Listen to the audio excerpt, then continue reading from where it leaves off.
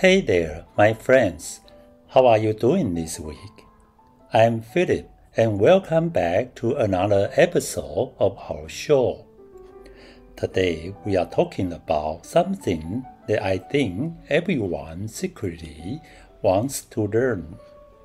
How to become a person who exceeds expectations. Sounds inspiring, right?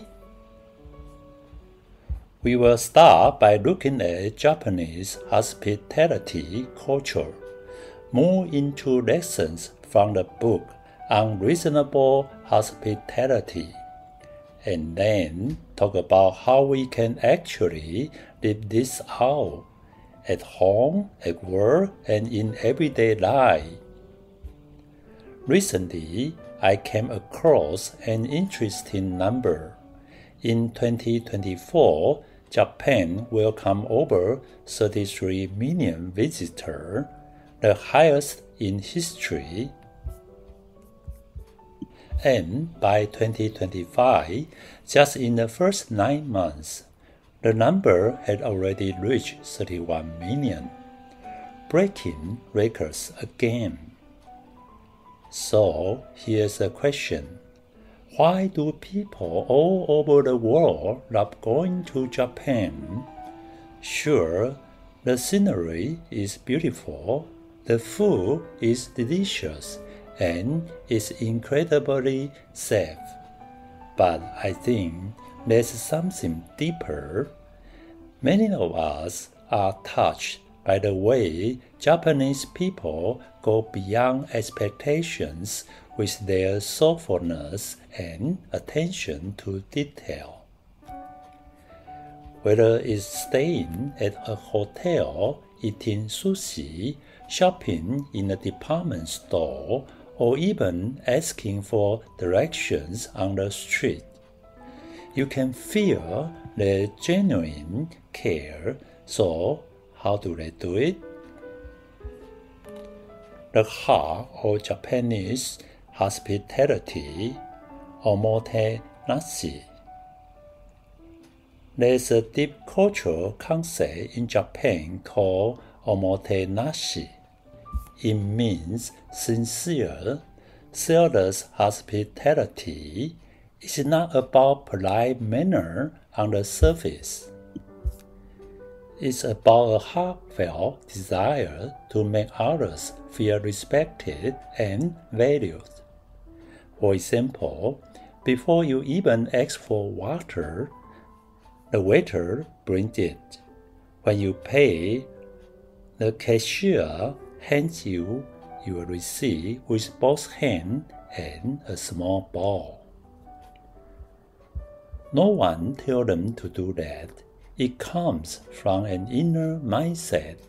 I want you to feel important. Reading the air. Kuki o yomu. Another uniquely Japanese trait is what they call reading the air.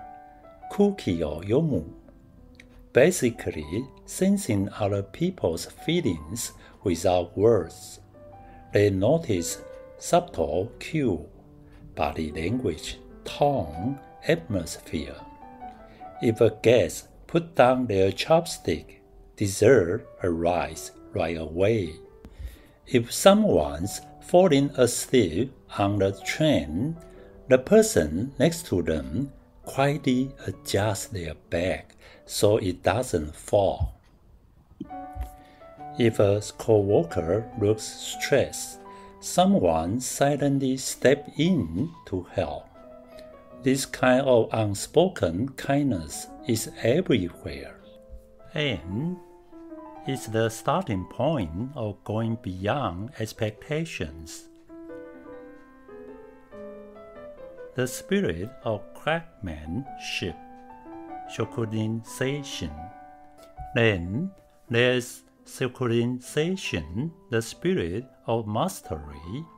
It means no matter what your job is, you strive to do it perfectly. From sushi chef to hotel cleaner to bento seller, They all believe that doing their best work is their contribution to society. They repeat, refine, and improve even when no one's watching. Their quiet pursuit of excellence is what makes Japanese hospitality feel almost magical.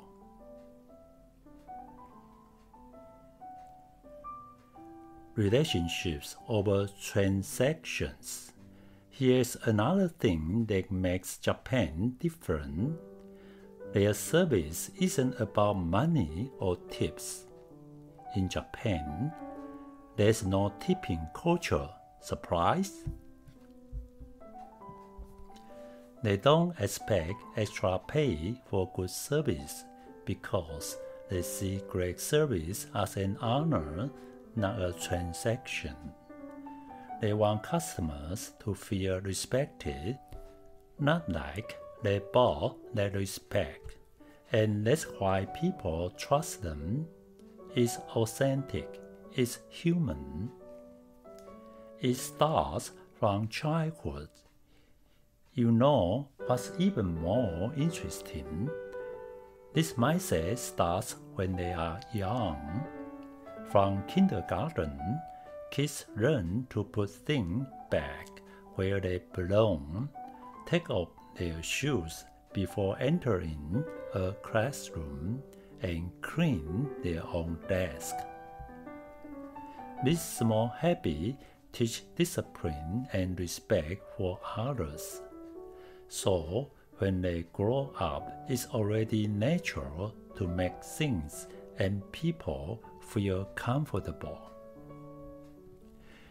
In one sentence, so if I could sum it up, Japan's beyond expectation isn't about technique, it's about sincerity. From Japan to New York, Unreasonable Hospitality, that brings me to a book I really love. Unreasonable Hospitality by Will Guadala, the former general manager of 11 Madison Park, a restaurant in New York that went from ordinary to being named the best restaurant in the world. How did he do it? Not by spending more money, but by caring more deeply. He said, true hospitality isn't about luxury, it's about making people feel seen and valued.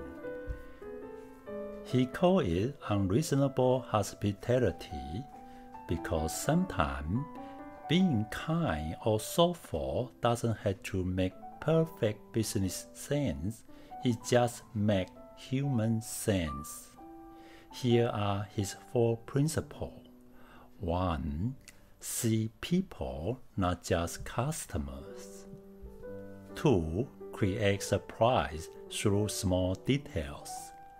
3. Let your whole team take part in hospitality. 4. Make hospitality your culture, not just an act. So, how can we bring this spirit into our life? Let's break it down. At home, at work, and in everyday relationships. First, at home, be observant, not reactive. Notice what your family needs before they ask.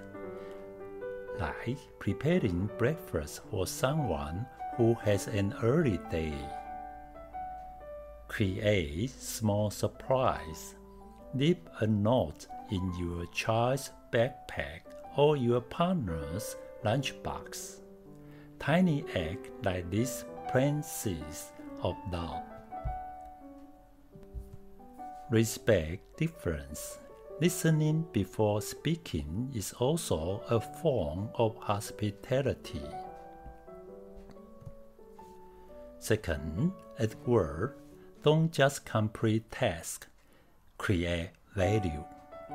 If a client asks a question, think one step ahead. Save them time. That's professional kindness.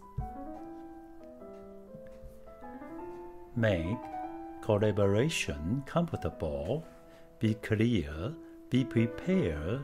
Be polite.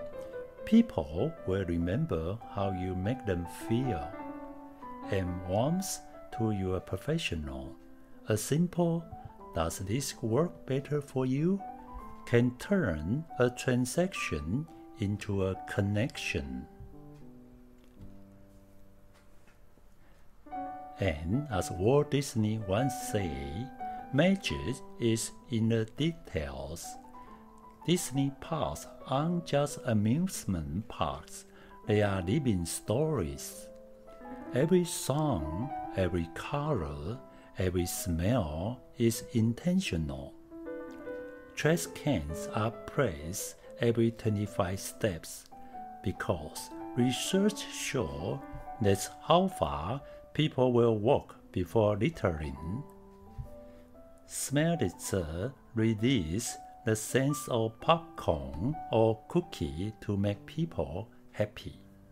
Even the transition between background music zones are precisely timed, and the employees, they are not staff, they are cast members. Their mission statement is simple: we create happiness.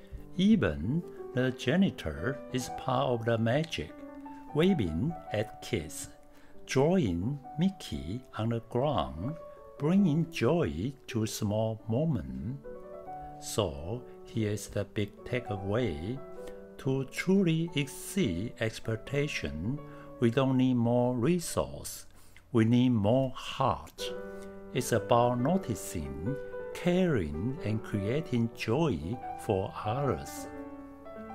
Because real hospitality isn't about making people think you are amazing. It's about making them feel amazing. If you enjoyed today's episode, please share it with a friend or leave a review. Your support helps us spread more warmth and kindness in the world. I'm Phillip, and until next time, remember to stay kind, stay curious, and keep creating moments that matters.